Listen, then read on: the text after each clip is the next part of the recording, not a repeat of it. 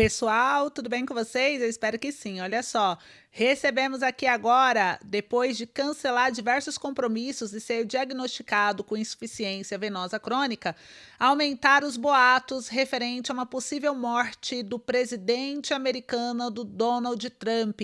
E a situação ficou ainda mais delicada após o vice-presidente dar declarações polêmicas, dando a entender de que se deve estar preparado para tudo, né? Então eu vou dar os detalhes aqui do que sabemos até o momento sobre esse assunto. Enquanto isso, no Brasil, o ministro Alexandre de Moraes condenou a 17 anos de prisão um dos manifestantes que foi o que roubou a réplica da Constituição. Eu quero saber também o que vocês acham dessa pena que deu o que falar, né? E deixa aí os comentários, né? Uma pergunta que não quer calar em meio a tudo isso. E por que até agora ninguém envolvido no escândalo do INSS foi preso, hein? Enquanto uns estão pressa de condenar, do outro lado parece que não tem pressa nenhuma nem em investigar, né? Então, novamente, voltamos a falar sobre justiça seletiva e também sobre o quantos crimes de corrupção ficam impunes no nosso país. E se você quer ficar por dentro de todas as análises detalhadas sobre tudo que ocorre e que a grande mídia às vezes não te mostra, se inscreve aí no canal e nos acompanhe. Eu já começo aqui reforçando também que quem precisar de um empréstimo consignado aí pode contar com a gente. Nós temos uma equipe especialista em crédito para te auxiliar. Recado dado, bora lá trazer aqui do Lula, que enaltece Bolsonaro, dizendo que Zema e Tarcísio não seria nada sem o ex-presidente. Olha só, quem trouxe essa notícia para a gente foi a Jovem Pan News, a respeito do Lula, de uma declaração que ele fez e que muitos comentaram, né? Tarcísio não seria nada sem o Bolsonaro. Então ele afirmou isso na sexta-feira, dia 29 de agosto, que o governador de São Paulo, Tarcísio de Freitas, mantém forte dependência política, né, do ex-presidente Jair Bolsonaro. Em entrevista à rádio Itatiaia, Lula declarou que Tarcísio não seria nada sem o Bolsonaro e acrescentou que o governador seguirá as orientações do ex-mandatário. Tarcísio vai fazer o que Bolsonaro quiser. E durante a mesma entrevista, o presidente também reconheceu a influência do Bolsonaro no cenário político atual, destacando que o ex-chefe do executivo tem uma força no setor da extrema-direita muito forte. Do outro lado, surgiram alguns comentários, né? Teve aqui o Jorge comentou: Lula não seria nada sem o Alexandre de Moraes. Então, várias pessoas foram comentando a respeito disso. Eu queria saber sua opinião. Direita muito forte. O Zema não seria nada sem o Bolsonaro. Então, eu acho que o Zema vai fazer o que o Bolsonaro quiser. E o Tarcísio também? Não, melhor, desculpa, não é o Zema, não. É o Tarcísio. Ele vai fazer o que o Bolsonaro quiser. Até porque sem o Bolsonaro ele não é nada. O Bolsonaro, nós temos que reconhecer que o Bolsonaro tem uma força no setor de extrema-direita. Então vocês viram aí, esse foi o vídeo e eu quero saber o que vocês acham. Muitos alegaram, inclusive, né, após esse vídeo aqui do Lula se manifestando a respeito do Bolsonaro, que o Lula ele não esquece Bolsonaro em nenhum momento, né? Mostra também sobre o Bolsonaro ainda ser a principal referência da oposição, mesmo estando envolvido aí nas investigações, cercado por narrativas negativas, o seu nome continua sendo parâmetro e até o Lula reconhece. Também mostra que o Lula demonstra uma obsessão pelo adversário, né? Muitos questionaram que o Lula, ao invés de se preocupar em resolver os problemas reais do país, o tempo inteiro as suas narrativas são em relação às eleições, visando as eleições do ano que vem. Então, temos que olhar para o momento agora e não só ficar pensando lá nas eleições. Então, por isso, muita gente fala, prefere gastar energia falando do ex-presidente do que da inflação, da violência, da estagnação econômica. Eu quero saber de vocês o que vocês acham a respeito desse assunto que gerou polêmica. Enquanto isso, a oposição segue ali firme cutucando o governo também, né? A oposição, dessa vez, tenta barrar uma portaria do governo que quer obrigar câmeras corporais em policiais. Muitos falaram o seguinte, né? O problema dessa câmera nos policiais é que eles podem desligar a hora que quiserem. Então, qual seria de fato a efetividade, né, para investir dinheiro público nisso? Então, muita gente fez questionamento. A oposição da Câmara tenta agilizar a votação desse projeto de decreto legislativo que busca anular as portarias do Ministério de Justiça e Segurança Pública que regulamentam o uso de câmeras corporais em policiais. O embate revela uma disputa de poder entre o Executivo e o Legislativo, além de levantar questões sobre a legalidade e a autonomia de segurança pública. Então, as portarias 572 e 648 de 2024, emitidas pelo Ministério da Justiça, estabelecem critérios técnicos para as câmeras, como a qualidade de imagem, armazenamento de dados, além de detalhar avaliar situações em que o uso é obrigatório. E para o Ministério, a regulamentação é uma forma de garantir padrões mínimos e a eficácia da polícia pública. No entanto, a oposição argumenta que o Executivo ultrapassou sua autoridade. A regra em vigor tem o objetivo de uniformizar o uso de câmeras corporais, porém, cabe aos estados decidir pela adoção ou não do equipamento, né?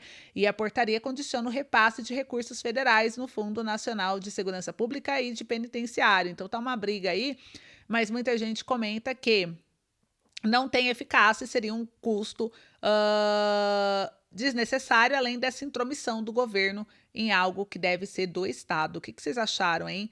Ainda, gente, olha só, o que causou mais polêmica ainda foi o ministro do STF, Alexandre de Moraes, determinar o início do cumprimento da pena de 17 anos de prisão de Marcelo Fernandes Lima, condenado por furtar a réplica da Constituição Federal de 88 da sede da corte durante os atos golpistas do dia 8 de janeiro, né? E aí isso daqui gerou, quem trouxe a matéria foi o jornal Metrópolis, né, falando sobre o assunto. E no nosso canal no YouTube. Deixa eu ver aqui se o ministro do STF, Alexandre de Moraes, determinou o início do cumprimento da pena de 17 anos de prisão de Marcelo Fernandes Lima, condenado por furtar a réplica da Constituição Federal de 88 da sede da Corte, durante os atos golpistas de 8 de janeiro de 2023. Lima foi sentenciado em fevereiro deste ano pelos ministros do Supremo Tribunal Federal, que entenderam que ele cometeu crimes de abolição violenta do Estado Democrático de Direito, golpe de Estado, dano qualificado, deterioração de patrimônio tombado e associação criminosa armada. Em decisão formada na quarta-feira, Moraes afirmou que, diante do trânsito em julgado da ação penal contra Lima, é necessário o início do cumprimento da pena em regime fechado. Inicialmente, o réu havia sido preso em 25 de janeiro de 2023 em Minas Gerais. Com o fim do julgamento e depois dos episódios de fugas de outros acusados, Moraes decretou a prisão preventiva de Lima. Veja todos os detalhes do julgamento dos atos golpistas de 8 de janeiro no Metrópolis. Então, vocês viram aí, né, gente? Isso daí também chamou a atenção da internet, a grande mídia. Muita gente questionando sobre a imparcialidade, né, ou não. Tem a questão aí da justiça de olhar o seguinte, não de se tratar de minimizar um ato de desrespeito a instituições, até mesmo porque furto é crime, símbolos nacionais merecem respeito, mas a questão aqui, o que levanta a questão séria é sobre a proporcionalidade e bom senso do judiciário, né? A decisão de estipular 17 anos de prisão por uma réplica sem violência física envolvida soou mais para muitos como uma punição política do que jurídica, de fato. E será que isso não está em risco? A justiça mais pelo lado político do que jurídico? E esse tipo de decisão acende outro alerta, né? Quando a justiça transforma um instrumento de intimidação, o medo substituindo a lei, isso pode ser perigoso para a democracia, além de criar penas exorbitantes para manifestantes, punindo mais o cidadão e deixando, por outro lado, principalmente quando se trata, né, de aliados, em liberdade. Então, é uma mensagem preocupante que atos simbólicos podem ser tratados como crime gravíssimo, enquanto outros escândalos de grande repercussão, inclusive envolvendo corrupção real, prejuízo concreto, como o crime da CPMI e do INSS, né, que a gente está vendo ali acontecer, da fraude do INSS, perdão, não responsabilizar os envolvidos de fato. Então, é uma preocupação e isso daqui veio, né, trazendo essa situação. E agora, gente, vamos falar a respeito aí dos ataques das pedradas contra a Milei. 2 pessoas já foram presas, hein? O jornal O Globo trouxe aqui a matéria rapidinho só para mostrar para vocês. Sobre a caravana do Javier Milei, que é o presidente da Argentina, que foi atacado com pedrada, com garrafada, né?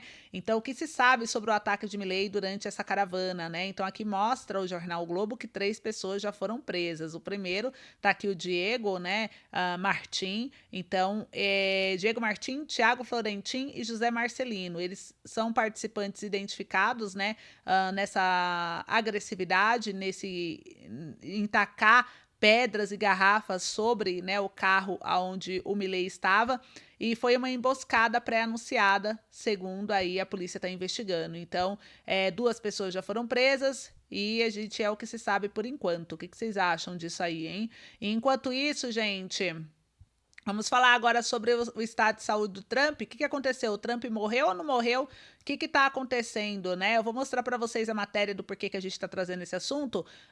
Saiu aqui, ó. Trump morreu porque boatos tomaram conta na madrugada desse sábado sobre presidente dos Estados Unidos ter morrido. O cancelamento de agendas do presidente americano por parte da Casa Branca e fotos de hematomas fizeram boatos correrem aos 4 cantos. E aqui mostra que a falta de aparição pública do Donald Trump, o cancelamento oficial de todas as agendas por parte da Casa Branca provocaram uma onda de boatos a respeito do estado de saúde do líder norte-americano. Afinal, Donald Trump morreu, né? E apesar do boato ter inundado a internet, se tornando o assunto mais comentado no X, que é o antigo Twitter, desde a madrugada desse sábado do dia 30, olha só o que aconteceu. O jornal Infomoney postou aqui uma matéria em relação a esse assunto, que as redes sociais se agitaram com a notícia falsa sobre morte em meio aos boatos das redes sociais sobre a piora do seu estado de saúde, alguns falando até em morte. O presidente dos Estados Unidos, Donald Trump, foi visto na manhã de hoje, desse sábado,